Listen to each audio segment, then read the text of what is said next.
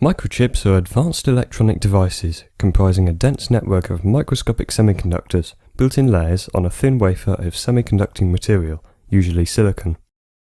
These tiny circuits are normally hidden from view, but there are certain exceptions where we're allowed a peek inside at the surface layer of a microchip's silicon die. And what we're able to see when we do is truly remarkable. What I'll attempt to do in this video is to take you on a brief tour of the visible internal workings of a microchip and explain as best I can the parts I'm showing you and how they work. So here's an example of a chip.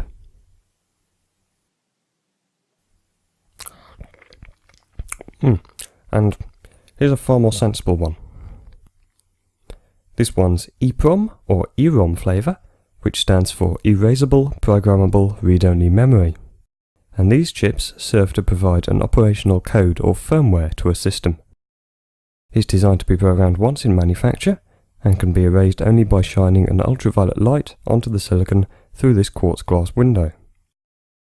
And you can see that window, rather conveniently, allows us to very easily see inside and get a look at the surface layer of the silicon. So let's have a look at it under an optical microscope.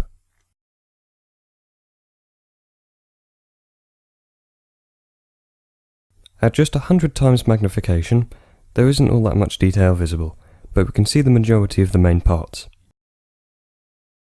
These two large, seemingly blank areas are called the memory blocks, and can contain billions of tiny transistors, which each store a bit of data. This particular chip is a 27C512 from ST Micro, which can store 512 kilobits of data, so will contain at least 512,000 of these transistors, each serving to store either a 1 or a 0 by switching on or off respectively. Upping the magnification a bit, you might just be able to make out a regular pattern of the transistors. This is around 800 times magnification, so you can get an idea of just how small these really are. I'd need well over double this to see any reasonable detail in the individual transistors. I could get it by switching in this third objective lens, but because the silicon is set deep inside the package, in order to focus on it, this lens would have to be so close that it would just obscure all the incoming light and we wouldn't be able to see a thing. As usual, nothing's perfect. Around the memory blocks we find the supporting circuitry.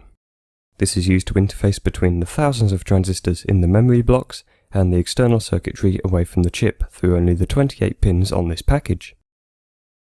It'd be highly impractical to have one pin dedicated to each transistor.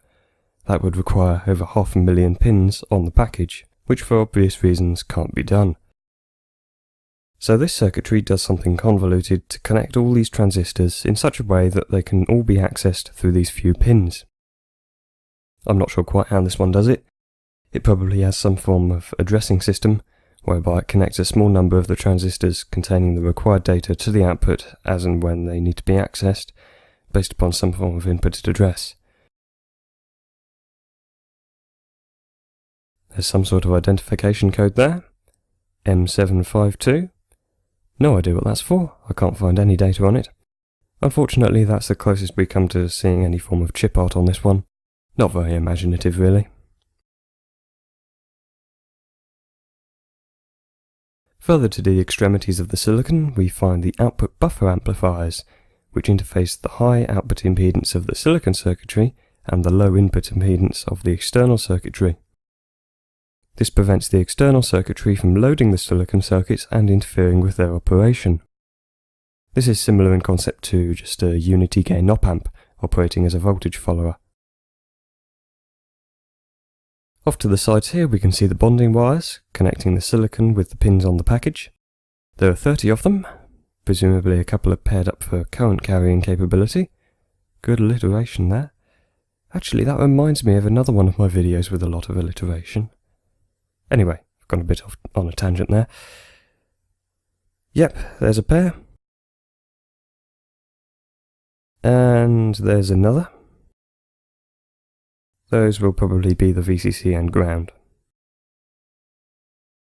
These wires are all made of silver, which is the best conductor of electricity, and it seems as though they've just been pressed onto the pads on the silicon die.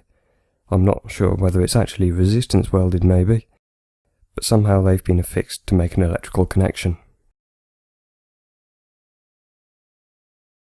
There's nothing else in this package, it's just the die in the middle there, and the bonding wires which go off to the pins, so there's a lot of wasted space in these things. It's incredible to think that we can do all this really. This is only a small ROM device, this is nothing compared to modern microprocessors. And this is just the top layer that we can see. There's more going on underneath that we can't. It's very extensive, and it's amazing to see how much things have changed in electronics. Electronics with ICs has very little personality now. It's all hidden away and disposable. It's integrated. And it is convenient and robust, but it just lacks something that doing it all with individual components has, a certain finesse. If I need a single logic gate in a circuit, I'll still do it with a pair of transistors, just because I think it's nicer than plonking in an anonymous dip to do it all for you. It might be easier just to use a 4000 series logic gate. But my electronics work is very important to me, and sometimes I just prefer to do it myself, rather than use an off-the-shelf part that's been designed to do it all for me. That's not to say ICs are bad. They do their job very well, and I will use them where I need the convenience. But it's nice to still have a little control over some things. Now, I don't specialise in this area, so I can't guarantee that everything I know is exactly correct, and this has been a simplified overview at best. But if you know a bit about these devices, and you're sitting there thinking I'm spouting absolute nonsense, please do let me know in the comments. I can put annotations on to correct myself, I can add bits in, and it helps me learn too. So thank you for your time. I hope you've learnt something from this and not found it too tedious. If there's anything else you'd like to know, leave me a comment and I'll try my best to answer it. Thanks for watching, hopefully see you in the next one.